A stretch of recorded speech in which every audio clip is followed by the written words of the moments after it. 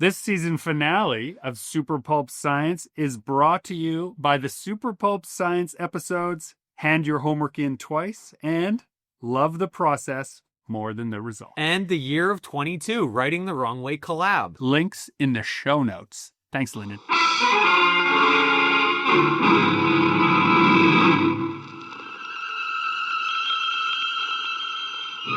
Attention, citizens. It's time for Super Pulp Science.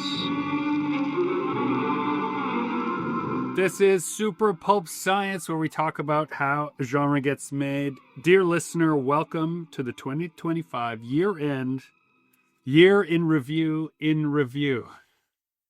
Dun, dun, dun. So many people have been looking forward to this. I've been getting email after email asking when this was going to come out. Really excited to be here. For the dear listener's sake, I have Lyndon Rachanga here on the show with us today. Would you consider yourself to be a winner or a failure of 2025? A winner or a failure? Yeah. Did you win or fail at 2025? Both. Both. Good.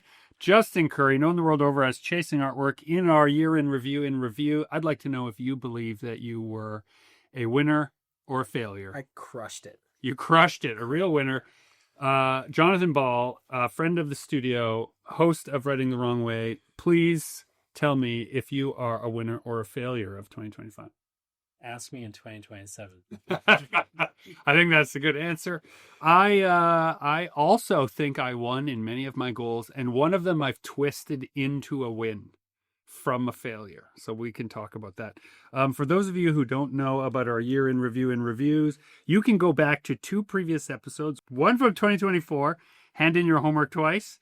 Love the process. Yeah. Love the process more than the result in 2025, at the beginning of 2025. And Lyndon actually went to the way back machine to review the first time we sort of did this, which was when? That was the year of 2022. It came out January 15th, 2023. And it's just called the Year of 2022, Writing the Wrong Way collab. Right. Mm-hmm. So, dear listener, what we've started to do is our fourth. Yes, we look ahead at the year to come. We look back at the year past, and we talk about the goals we've set for ourselves. And you're sort of trapped now in this nostalgic swirl because it's become important to us. Whether or not anyone enjoys listening to us do this, that remains to be seen.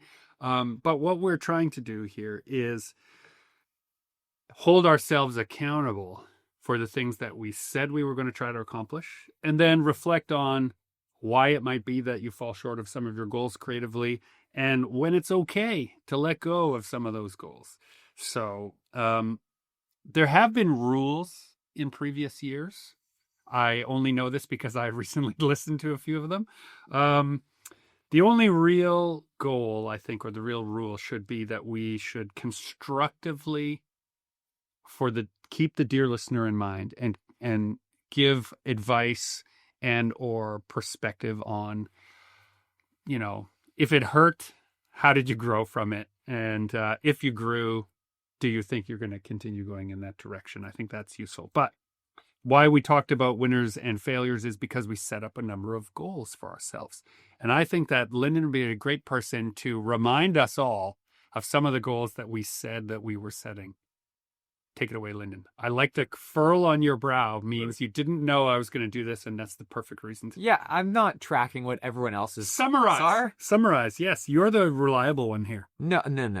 Not in terms of everyone else's goals. I just know what the framework was, which is to look back, listen to what last year's goals were, assess whether or not they worked, and then look to the future about the things that we were hoping to accomplish in the next year. But I can't remember what your goals were last year. Why not? I just remember that you slithered out. It's not going well. We're going to get so many letters about yourself. I know.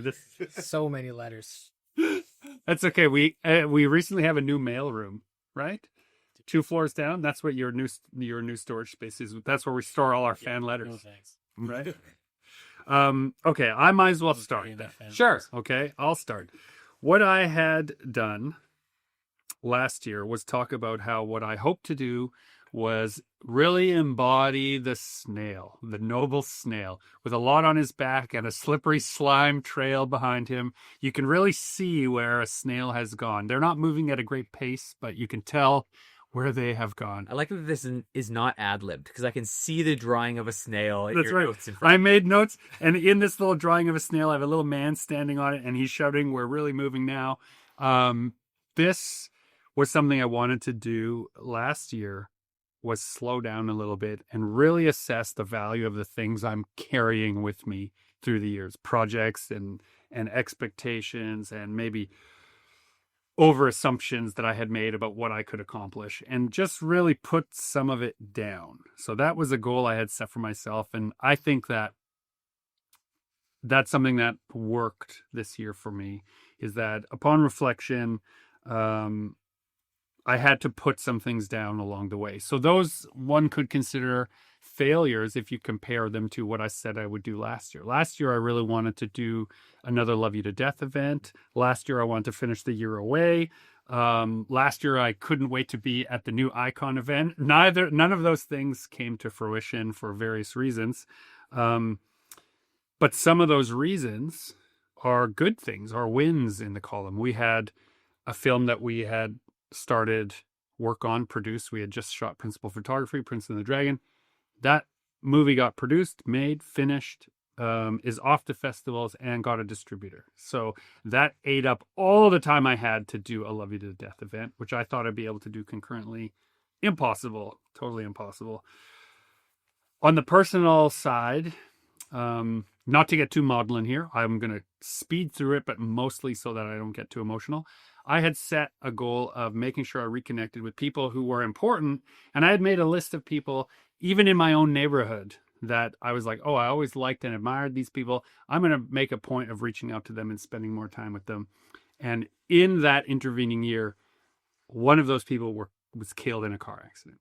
And so it just really underlines that the time that you're setting aside for those people is not a sure thing. And that really did force me to redouble my efforts on those other people and places. And I did make those connections, and I have spent time with those folks, and I have tried to remember to keep, as most Steph says, keep the main thing the main thing. And so that was a real win over this past year when I started really thinking about those things. It was also on our list to make sure that we went to the Edmonton show. And one of the reasons was that I have a dear friend who lives in Edmonton, and his new daughter was there. And so I got to spend time with them, and that was part of that reconnection. And so I really reveled in that. And just yesterday, almost to underline the point, I got this really wonderful message by text. Me and my buddy Stuart don't text too often. That's just not the basis of our relationship. But I will tell you this story, dear listeners. When I met his daughter, I said, it's the first time I had met her in person, where she was like conscious, not just a little baby, so she could actually like feedback. I said, how are things going? And with a lot of wisdom, she said, well, at school, I'm enjoying it, but I don't have a lot of friends. And I looked her right in the eye and I said, but do you have enemies? And she put her hands on her hips and with like such earnestness said, not yet.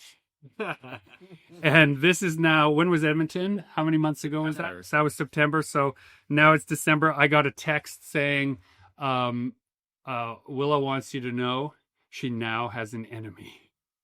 Right. And like her dad didn't really know what it meant, but it was like bedtime, and it was like text Gregory and tell him I have an enemy now. And it was those kinds of things. Have nothing to do with the creative side and everything to do with the life outside of the art that makes the art worth making in the first place. So those things, I slowed down enough to take time for those things, and I think that was good. Come on, boys! Reunion time! Be careful, Charles. Kate. Pull your muffler around your neck, Charles. Kane, I think we shall have to tell him now. Yes. I'll sign those papers now, Mr. Thatcher. On the list, which involves Jonathan and involves Lyndon and involves Justin, I have so many things that I'm proud of. Maybe I'll hold that back a little bit. Since I laid out my failures, some of my failures and some of my successes just in the brief, why don't we ask you to, each of you, to summarize in roughly the same fashion? You said you're all winners. Prove it. I didn't say that. That's true. You didn't. So it was mixed. Okay, lay it on us. This time last year, I was really frustrated and fed up with my creative output. I felt like nothing was happening.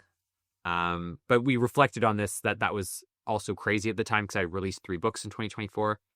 But I spoke about sort of this uncertain future and not really knowing what was going to happen creatively for me in the year ahead. And we talked about taking longer to finish projects than we expected. So, Stephen and I have been working on the second Laundryman volume, and it didn't come out last year. It didn't come out this year. It's going to come out in 2026, so that's part of the future. I talked about how, particularly related to that uncertain future, sometimes it comes down to decision makers that are out of our control, and that how when things move along, we can't control the timing. So I'm trying to think about the projects that I may have lamented about last year. I talked about how I was no longer working on Arcbound, Right. but that how Arcbound had directly led into me getting another lettering job on Death Fight Forever with Andrew McLean. And I think I actually first mentioned that on the recap I think so. year. Yeah. And what's fun about that is now that just recently that project has been announced to be coming out from Image in 2026. So the long tail of the Arcbound project is that I'm now lettering for an Image title coming out next year. Dun, dun, And it's dun. that really tied into this idea of, you can't control the timing with decision makers. No. So a lot of my 2024 reflection was that I felt like a little bit of a failure at the time.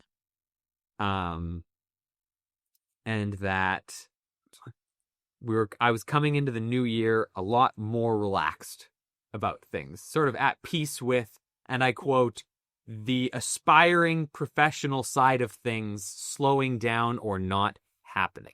See, I feel like you've grown as a person since the last time having re-listened, because we had to make a comment of your imminent lament. You're a lot more forgiving of the things beyond your control this year. So good for you, Lyndon. I've grown up a little bit. Yeah. Don't grow up too fast or too much. Lay it on us, Justin. Speaking of which. Yeah. Yeah. Last year at this time, I was a new dad for about 4.5 weeks. So I was right in the beginning of this journey. The look on your face. Yeah, it's been a crazy year. Being a new dad is amazing. And the thing that, since we're talking about kind of being professional artists and creatives on this podcast, kind of what I wanted to touch on is coming to terms with that. Before a kid, I could do 60-hour weeks, and I was nonstop. Anytime I had an inkling of an idea, I could chase that down and do that project. I could be taking off for Comic-Cons nonstop. And this last year, now being a dad as well, being okay with going from 50 to 60-hour work weeks to 10 to 20-hour work weeks sometimes, and just reminding myself that, my kid is only going to be this little for so long, and appreciate it, and don't get caught up with the anxiety of I'm not getting enough done because I'm at home and making these amazing memories. And it's but it's that, those two wolves in your head of being a good parent and wanting to just be a workaholic, right? And you can remind yourself, maybe, I don't know if this is of use to you, but you're an overachiever, and you've been an overachiever for many years, which means you are running, right, a surplus. yes. So it's okay if you take your foot off the gas. The great thing about what we do is we get to take advantage of our past portfolio. All the work that I've done since 2011 until now, I can still, sell in my online store and go to shows with and present as It has work. a life. Yeah, it has a life. Michael Sanders was in the studio a couple of weeks ago, and he was on the podcast talking about his new game. And we were talking about this a little bit about how we're both really glad that we got to be workaholics before becoming dads. And he was having a conversation with one of his younger workers about all the stuff that he wanted to do. And him saying, like, do it now, because once you become a dad, like, you can't, that workaholism probably needs to take some time off before you can ramp like back up to that crazy amount of productivity that you can before being a parent. I'm not sure where I'm going with this, but these are like kinds of the things that I talk about, or I'm thinking about is, how much stuff I still want to do and I do plan on doing, but being okay that that's going to just happen a bit later and I don't need to rush to get these things out. There is no deadline on a lot of these big projects. I keep bringing up that like sometimes my best pieces that sell at Comic-Cons are based off fandoms that are 2 decades old or like from the 80s and stuff like that, right? It's like good ideas don't stagnate. They don't.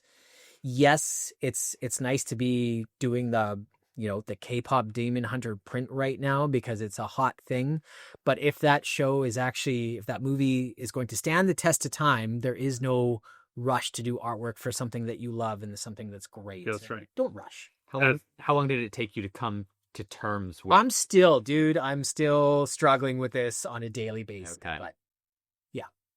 So get ready. Sorry. Jonathan. Well, my goal for 2025 was to take time off, and You did take time. and not actually work during my time off, and to like leave the office for a couple weeks. I forget how long it was. I think it was 2 weeks, 2 or 3 weeks. But yeah, and I actually did it. I went on a kind of trip. We decided to take the kids on a trip out west to Alberta, mostly most around Alberta and parts of Saskatchewan. So that was so I accomplished that. A lot of fun to see Alberta before the coming events. For the coming event. Yeah. What coming event? Yeah, future Canada will have a different Alberta. I don't know what you're talking about, but in any case, I just didn't want to go to the States. Is what it boiled down to. So you went to the next most American place. It was It's close to you to get without leaving Canada. Yeah, exactly right. But so anyhow, so I accomplished that. So I felt really good about actually being able to take some time off and have like enough of a system in place and enough kind of infrastructure that like things were getting done and handled while I was gone. Can I speak to a very assertive set of emails and messages that you sent just before you went? I don't remember. Yeah, but they were basically for the dear listener, maybe this is the lesson. If you're going to go on vacation, you send a whole bunch of very assertive, very almost passive-aggressively threatening emails that are like, under no circumstances are you to reach out for me for any reason. Contact these people or else. Right? That's funny. I don't remember doing that, but it's a good idea. Yeah. Well, you did it. Boundaries, right? Yeah, setting some strong boundaries. Anyways, that was great. And then I felt like, I don't know, are we just talking about the other thing I was just sort of focusing on that year, although it wasn't an explicit goal, was just trying to, again, just in the same theme, just get a bit more systematic about, the things that I'm doing and the processes involved in creating work or getting work out into the world and so on. So I've had I think I had some limited success with that, but then I kind of ended up pivoting a bunch on some of that. So some of it's sort of back to square one. I think you're bearing the lead there a little bit. You've got Stranger Fiction has an eye on worldwide distribution that didn't exist 12 months ago. So something I've been angling towards for a while, but I kind of had an opportunity to kind of jump a bit faster into it than I had planned, was to kind of move into real world retail distribution. Traditional publishing. Yeah, and getting closer to becoming a traditional publisher in that sense. And so this speaks to what Lyndon was saying about some opportunities are not up to you. It's almost 5, Mrs. Kane. Don't you think I'd better meet the boy? I've got his trunk all packed. I've had it packed for a week now. I feel like that was the theme of 2025, was like there was a bunch of stuff that kind of came along, and it was good stuff that was sort of happening, or that an opportunity that came up that was great, but it kind of became a problem at the same time. You and I had a couple of conversations along these lines during the year, where it's like we were like all these things that are happening are great, but they're all happening at the same time. And it's like, so like the thing like, and to clarify this for the dear listener, these would be conversations we were having at 8 o'clock or 9 o'clock at night while we were still at the studio, rubbing our faces and like our messy hair and our like unshaven, unkempt self, trying to figure out how to get it all done and not resent that it all was being asked of us, because all we had ever dreamed of was these things to be happening. I say to my students in my creative writing classes, like, when you're young and you're starting out, whether you're young or not, but when you're starting out in a career of this type, that it's very frustrating that nobody wants anything from you. It's the exact story he told last time. Yeah. And so like, it just was like, but you just get less and less kind of freedom and ability to maneuver as you become the assistant to a semi. Nicholas be right. the exact episode. Yeah. So anyway, what kind of happened was, when I kind of ended up getting this distribution deal that we're still sort of in the process of really getting in place, but it is in place, like it's signed. The second I signed, I was a year behind. Right. It's sort of the, which is your joke about issue. Ask Me in 2027. Yeah. And so, so there was a bunch of stuff like that where it was like, it was all good stuff, but it was kind of like, if I had known all these things were going to happen, I wouldn't have agreed to half of them. Because I would have needed, like, I need more space than I have. But even in the midst of like chaos, I managed to take my vacation, so that I felt good about not letting the new developments derail me completely. Like, I feel derailed, but I'm not actually as derailed as I feel, which I think is a win. Do you think that, this is to everybody, this is a general statement, when you are first starting in earnest to like say, I'm going to do creative stuff and I'm going to try to get it out into the world, and that will require building an audience, and so the audience will have to respond, and oh my gosh, can I even have an audience? Do I have anything to say? When you're in that state, I think it's very normal to reach out 100 different ways and try to get things started.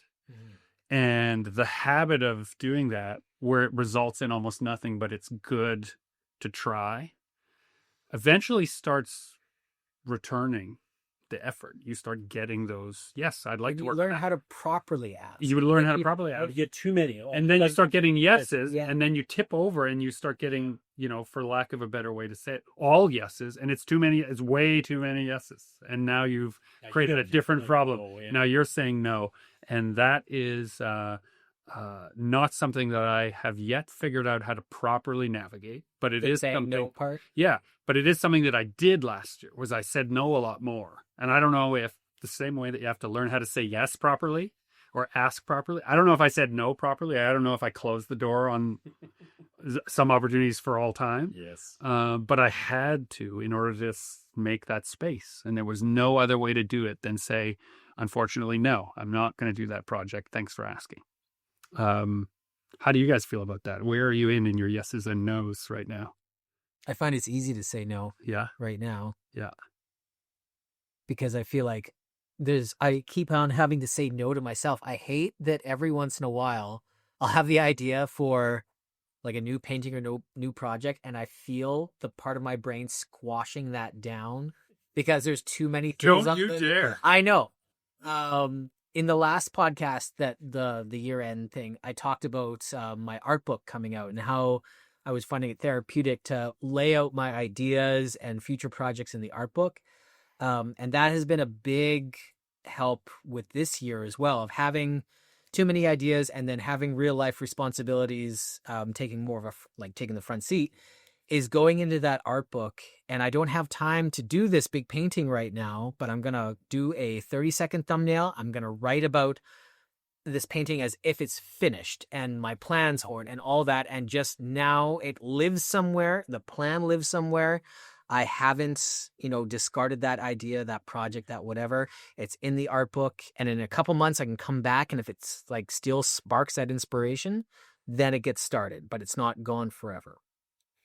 I was just going to say, I find it, in my head, I'm still 20 years old. I was saying this to somebody the other day. Like in my head, I'm still 20 years old. So when you ask me to do something, I'm like thinking like I'm 20 years old and I have the time that I had and the energy that I had. Yeah, because in your 20s, when someone says you can do that and you're too busy, you go, well, I guess I'll just stay up till 3 doing that. Mm-hmm.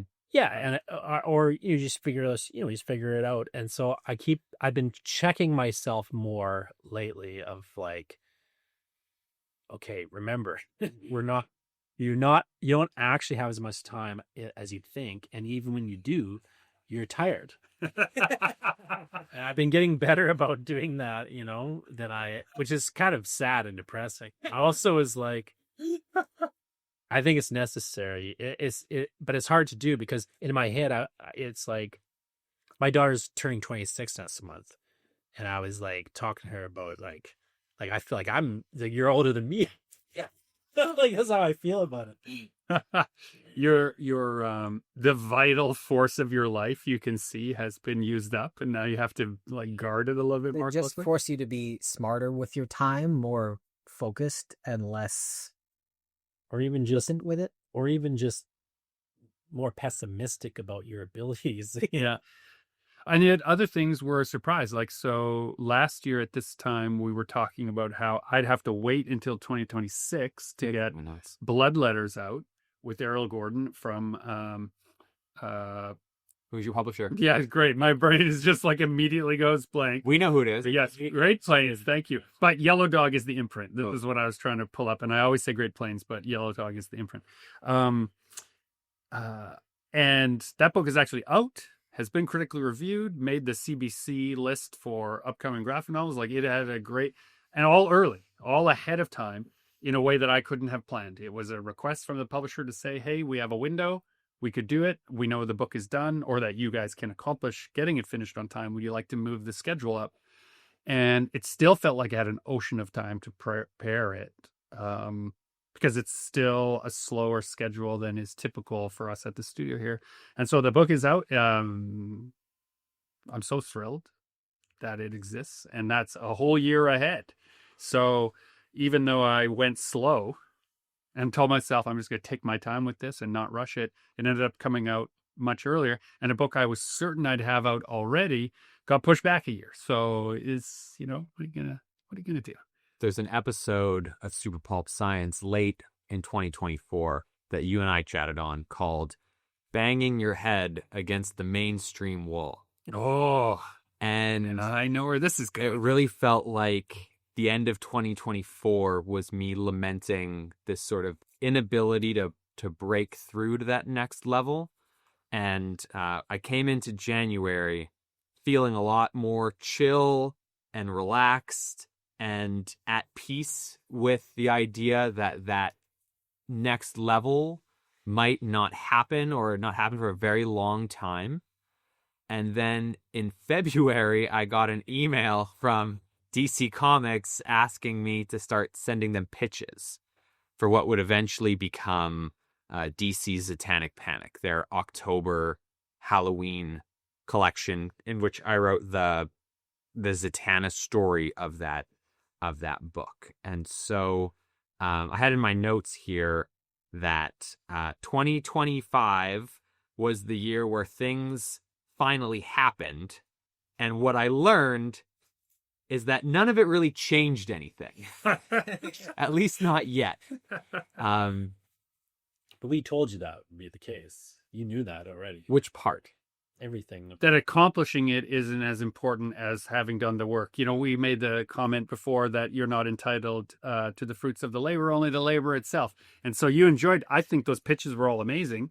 And some of them could be other things also. And just the process of the ones they said no to are now in your holster as future ammunition. Sure. And nothing splits everything open for you. Yeah. It's just as a slog. Yeah. one day and then it's a slog the next day and then you're doing more slogging. But I really wanted to, it really tied into this idea that we've been talking about of how it often feels like nothing's happening and then suddenly everything changes all at once. When your precious underprivileged really get together, oh boy, that's going to add up to something bigger than your privilege, and I don't know what you'll do. Sail away to a desert island, probably, and lord it over the monkeys. There are other things, like one of the things that I'm really happy about in this past year has nothing to do with future work or whatever. It's just that the Moon Patrol book, as a result of Stranger Fiction, is now in print again. And I had sold out of that book, and I had loved making it, and it was my pandemic medicine, really, to make that project. Anchor to sanity. Yeah, anchor to sanity. And so it had connected with people in a way that I didn't think it would. And I had sort of let go the idea that it'll just be a short run and that's fine. And then we had this opportunity, which was, hey, you have a finished book, and hey, you have distribution, and hey, then that means we should reprint it. And hey, we have a good relationship with our printer, and hey, they got some new technology, and hey, they have a new printing machine, and now it's all cost effective to have this book back. So I have this rekindled love of that project. And to speak to what you were saying, Justin, which is like, it's my past self, which is now still of use to my future self, which means I could probably chill out about having to have books out in the world. Can I just slightly back up for a second? Because I want to ask Lyndon a really specific question. So Satanic Panic. So you're narrowing my eyes. So you have now been published by DC. Yeah. Something you wanted to do, like that's been one of your great goals. Yeah. For a couple Do years you now. forget sometimes that has happened?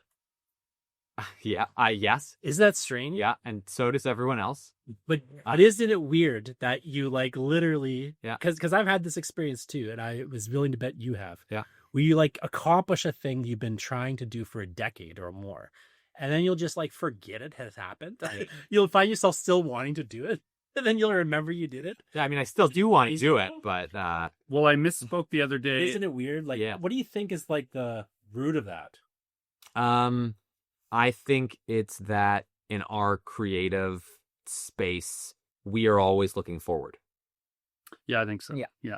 I was at a friend's studio recently and helping him pack up to move to another spot.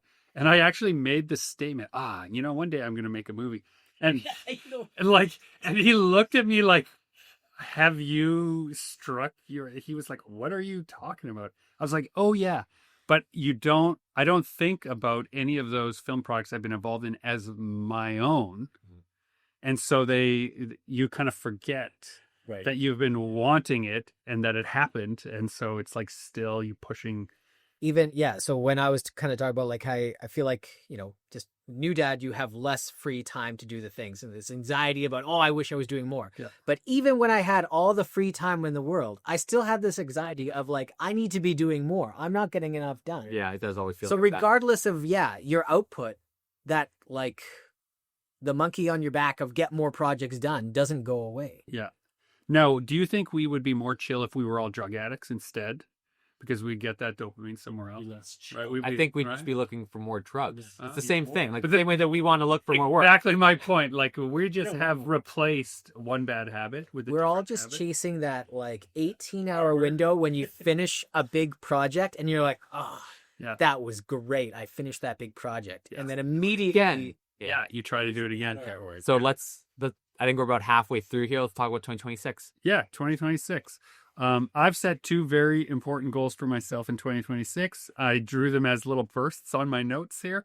One is that I want to be closer to the things that inspire me. I want to spend more time reading more of the classics, returning to the work that the younger version of me believed was the thing to aspire to, and really check in on if I've changed is what it comes down to. I know I've changed. And so maybe those things that push the ship off from shore, right, aren't the wind I need now. And so I'm going to go back and I've been watching those old movies that I used to say were my favorite. I've been reading those old books I used to say were my favorite and questioning whether they are in fact still the thing that inspires me. And in many cases, no, in fact, and that's been really refreshing. So I want to do more of that.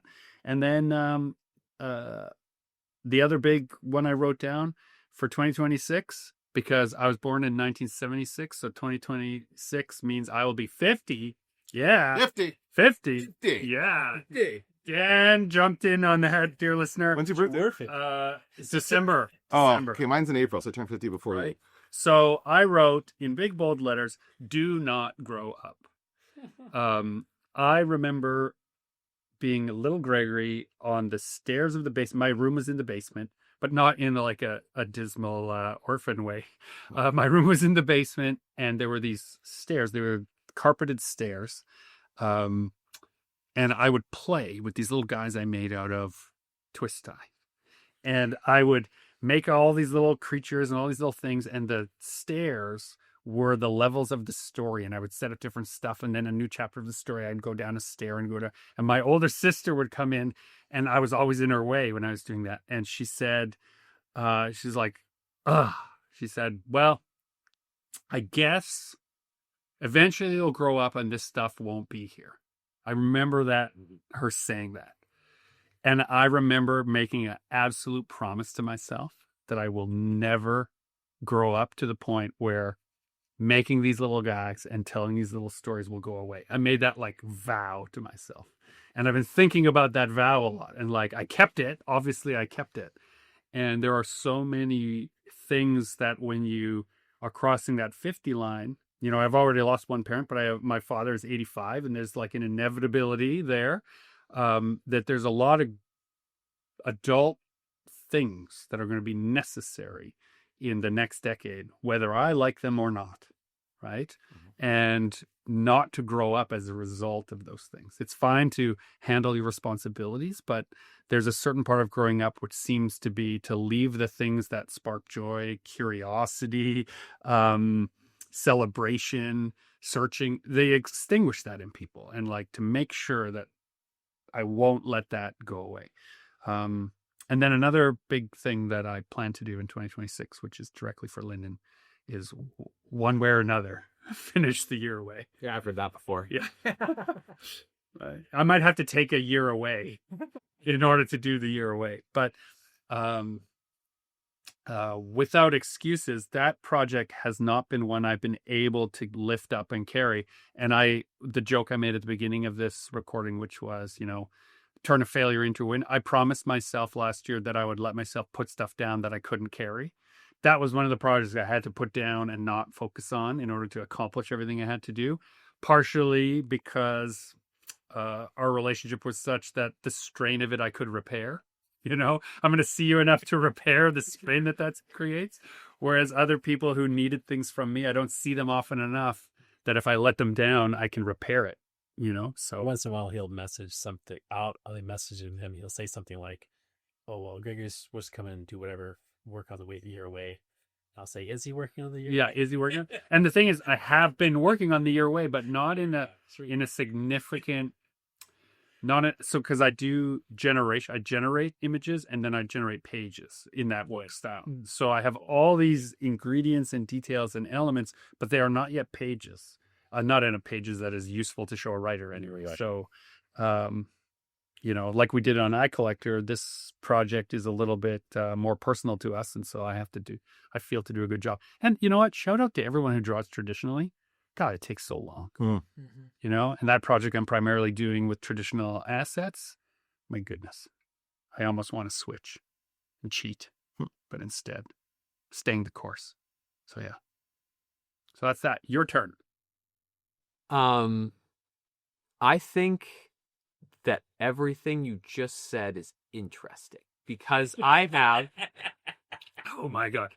If I was ever going to be held accountable, dear listener, here it comes. Because in my notes, I have underlined the phrase, before talking about 2026, talk about growing up all at once. Interesting. And I mean, you all can weigh in on this, but I was thinking about, especially the theme that we've been talking about, things happening suddenly and all at once. And I remember, when I got married. I had my wedding. I went to New York with Justin 3 days later. I met on your honeymoon with Justin, without your wife. Without Harry Weiss, the Justice Hacks. Romantic. And I was there to meet Tom Hardy for Arcbound, and that's when I met the editor that would eventually hire me at DC. And I came home. It was a Monday. My grandfather was in the hospital. I went and visited him. I walked into that hospital room 15 minutes after he had been told by the doctors that he was never going to leave that hospital. Oh. And within 5 days, he was gone. And so since then, I look at that 2-week block as that's when you grew up. Hmm. Yeah, right. Jeez. Because it was like back to back to back. All these things happened. Yeah. And all at once, right? And so 2026 I'm expecting to be just like that. Not just like that, but just like that. Girls, delightful in Cuba, stop.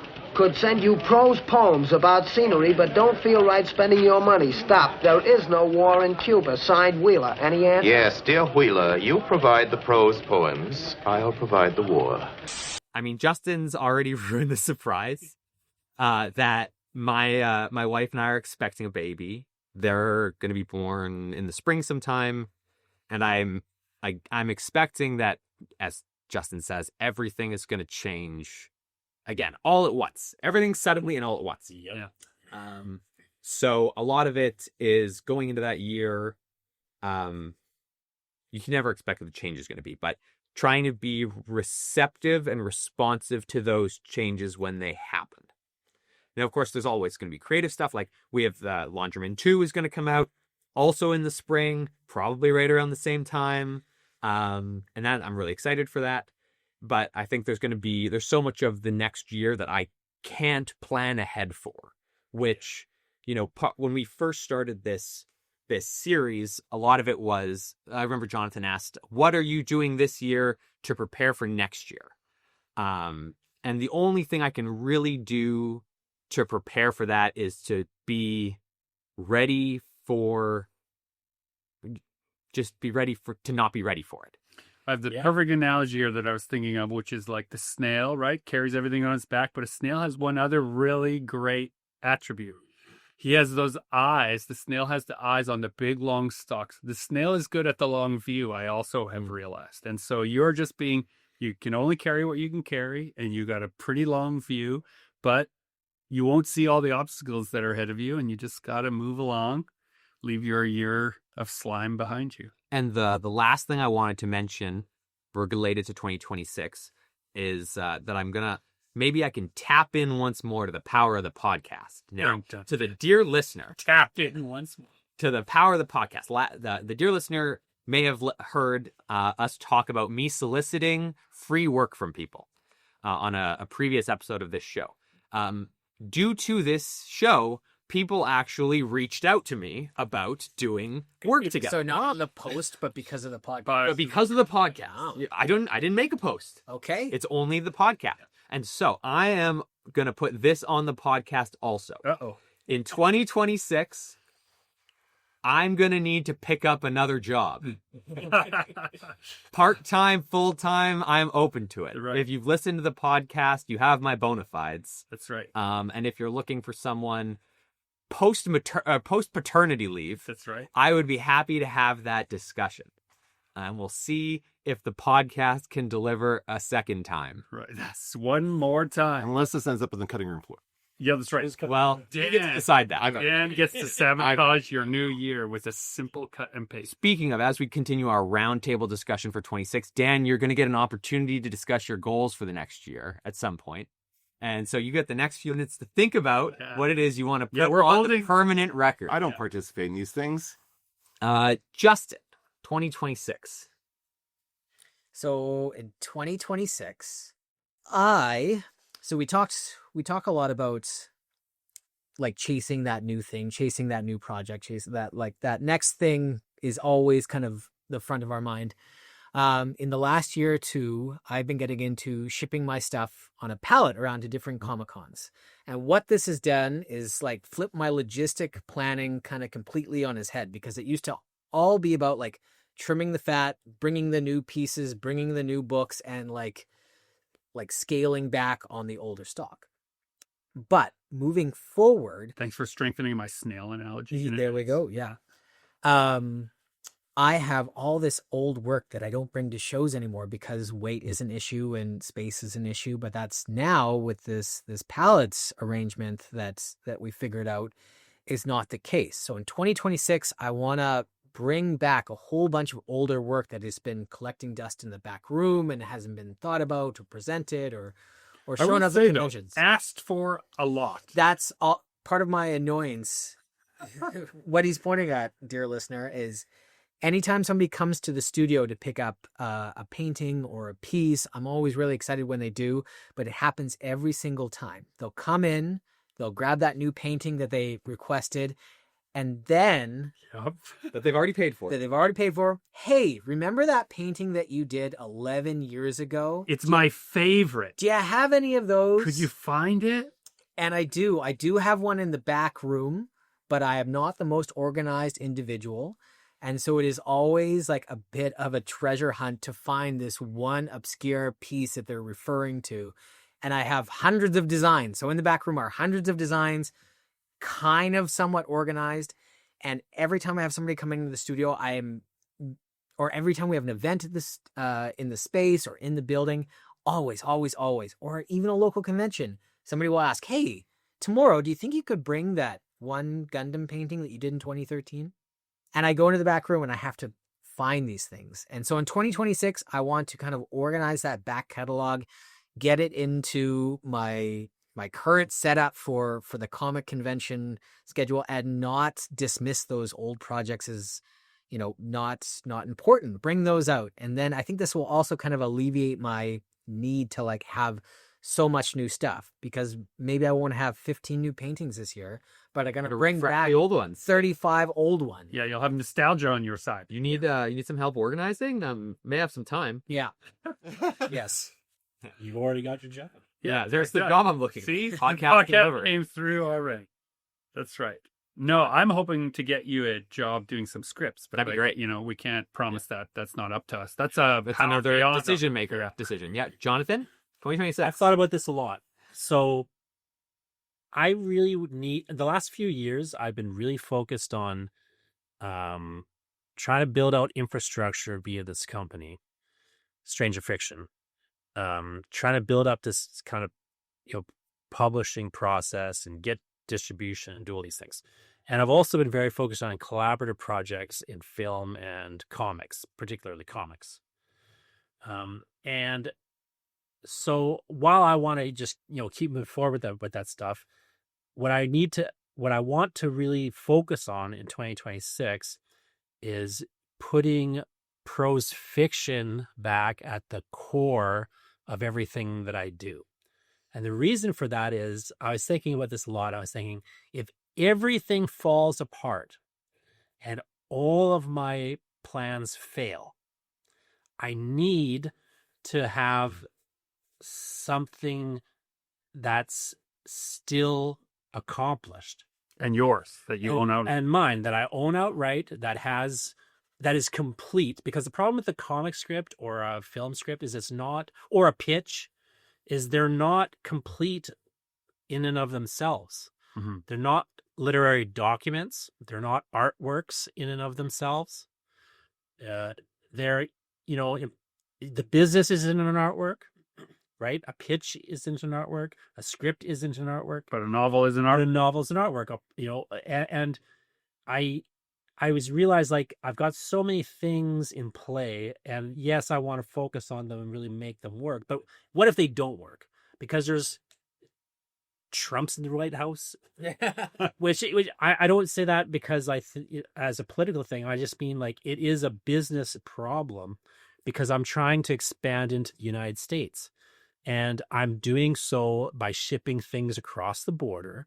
Like, it's a whole logistical set of problems that I don't I'm trying to move into conventions in the States.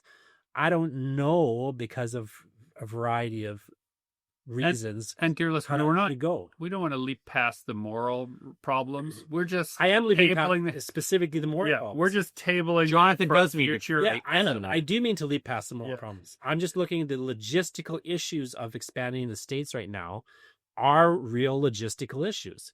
I'm looking at, cash flow, possible good things, possible bad things, right?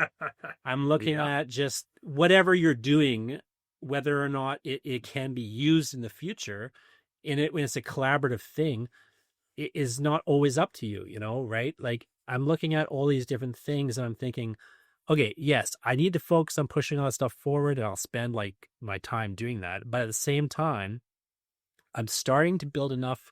Again, I could go on vacation, which means I've started to build enough of a system that, sure, that stuff needs to be pushed forward and perfected. But I'm starting to get a bit of the flex and the time back that I think I could be able to reprioritize prose fiction without other things falling apart. And that if they do fall apart, I've spent the time making things still that can be immediately published. And, of course, one of the great benefits of the whole publishing infrastructure that I'm trying to put together here, or I've been putting together here, is you can then insert your project into it. But at the end of the day, if it all falls apart, I could still have that project done and take it somewhere else. Like, I need to have a project that is publishable, completed, and I need to be focusing on as many of those things as possible, because at the end of the day, the other stuff will succeed or fail without me.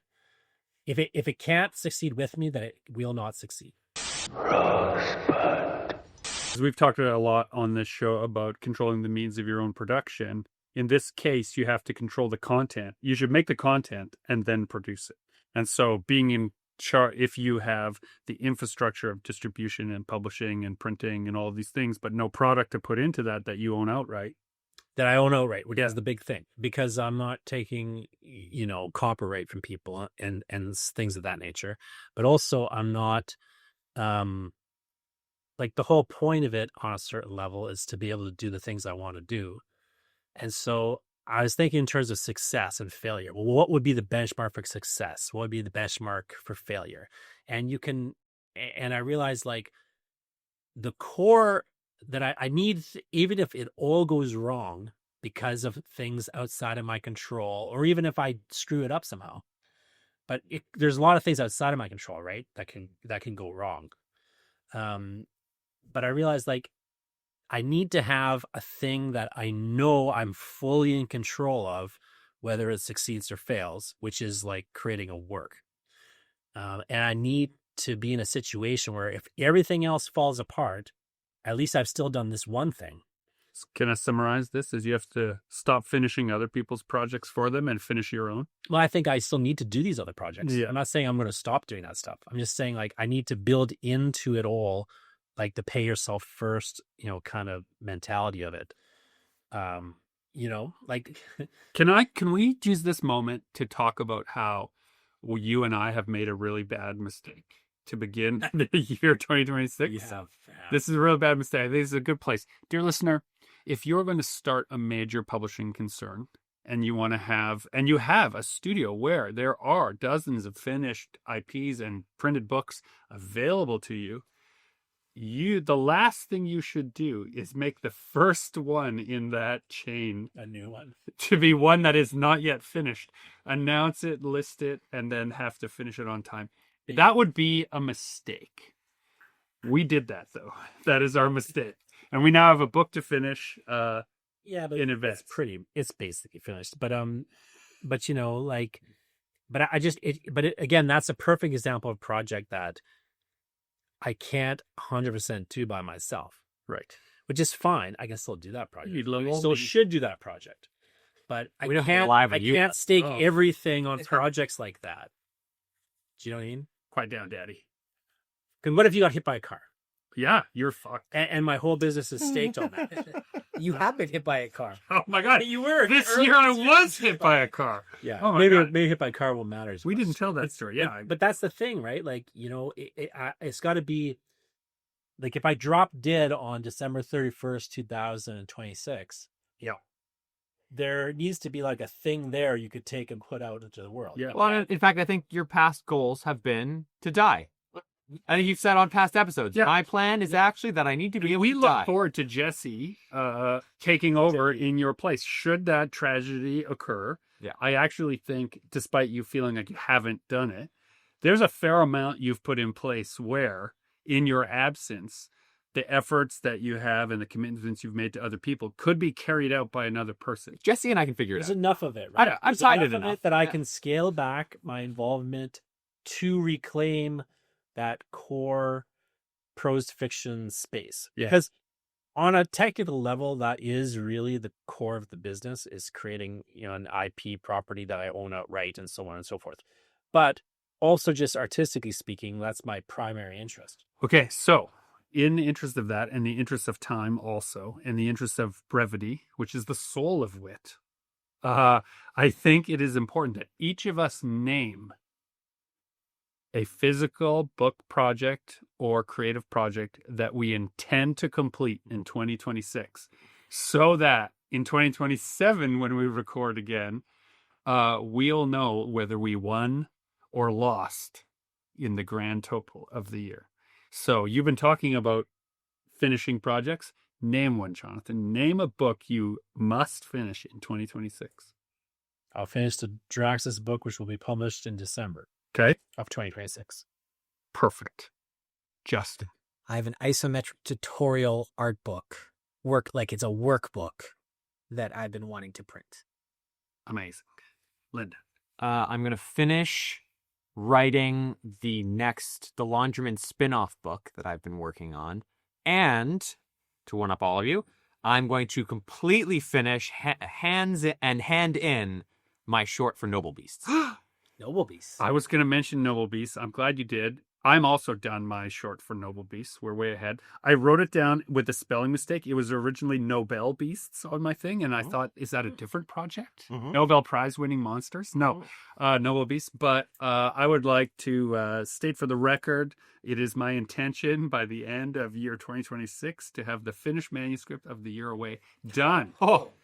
That means I gotta write the rest of it. That's it's only half written. 7. Yeah. But you know what is going to be, I hope, this is in my mind, during a pandemic year, one of the greatest things that happened for me was Justin running away with Dragon Nanny and just playing in that world and sending pictures, and in the stress of that weird time, getting these images from the artist being like, look at this, look at what I made in our world. And it felt like, oh, no matter what else is happening, I'm accomplishing something while I sleep, because look at just this work is unbelievable. I hope to do that for you, stressed out new dad. Okay. We're getting done while I don't sleep. Right? Yeah. That is what I hope to do for you. So there, we've heard it here first. Damn. I'll finish Meat House. You'll finish Meat House. I've also been remiss on reading your Meat House That's okay. draft you keep. I will talk to you about it in January. Let's set a date. We'll figure that out. But I'm going to finish. I'm just, more than anything, I just want to find time to write that I'm not dedicating to it now. I want to be spending more time writing, creating things. I'm just not finding the time. I'm setting it aside and getting overwhelmed with other things. So more than anything, I just want to build the habit of writing, whether it be daily or weekly or just on a regular basis, writing something. It doesn't have to be Meat House. If I don't feel like writing Meat House, I'll just write something else. Write something else. I just go and fill that time with writing, and whatever comes out of it, and then I'll go forward. But yeah, Meat House is a good project for me to focus on for sure. Well, in that case, as we wrap, we'll bring back our last tradition of the recap. Do you have a message that you want to send to yourself 1 year from now? Oh, it's 1 year from now. Talk to Dan of 1 year from now. Geez, advice from the past? That's not useful. No, a demand. Usually it's a demand. Can I tell myself something in the past? Can I give myself advice from the future? Sure. Don't buy this stock. No, I don't know. I just say if you did, like, if I'm speaking to myself in the future, if you did finish it, then I'm very proud of you, because it's been a very difficult thing for me to do. And I think that if I have managed to finish the project, then it'll create confidence in myself to move forward with other things. So I'm excited at that. All right. Well, a message to future Gregory from past Gregory. Whatever forces are making you grow up, I hope you have resisted the appropriate ones. Don't leave your responsibilities undone, but don't let them change your curiosity. For me, it's Jonathan. Remember, you just have to limp along. Like you set up enough that if you just limp along for a year without collapsing, it'll be fine and good going forward. But you got to get through that without collapsing. And so you can't overextend yourself, which is the, tendency. Just The last podcast, I hope 2025 me was getting more sleep, and he is. There is a sleep schedule that has emerged, and it's great. So good job it there, happened buddy. Today, that is your fate is done to you. Yeah, I just jinxed it. Yeah. I hope at the end of 2026, big chunk, at least a big chunk of Spark Chasers will have been accomplished. I wanted to talk about that more on this podcast. It's my new big book project, and it's completely changed my drawing style and direction in like a really great way. So even though I'm not as far along in the book as I'd like to be, its effects on my overall workflow has been substantial and really great. So get more pages done. Mine is something based on a quote I read online recently, and something that I don't expect anyone else is going to say to me. And it's that I am excited to meet the new version of you. Cool. I'm not crying. You're crying. Oh my God, that's so good. Dear listener, that has been the Super Pulp Science Year in Review, part of our tradition of capping off a year of podcasting. We are all looking forward to sharing whatever adventures we have ahead of us with you. Those of you who have stayed in touch, who have reached out, who have helped and supported all this time. So many letters. We really appreciate you, dear listener. And we address you because we think about you a lot and we appreciate you. And I hope that the new year ahead is full of surprises. This has been Super Pulp Science. This is GMB Kamichuk encouraging you all to join the fight and make comics.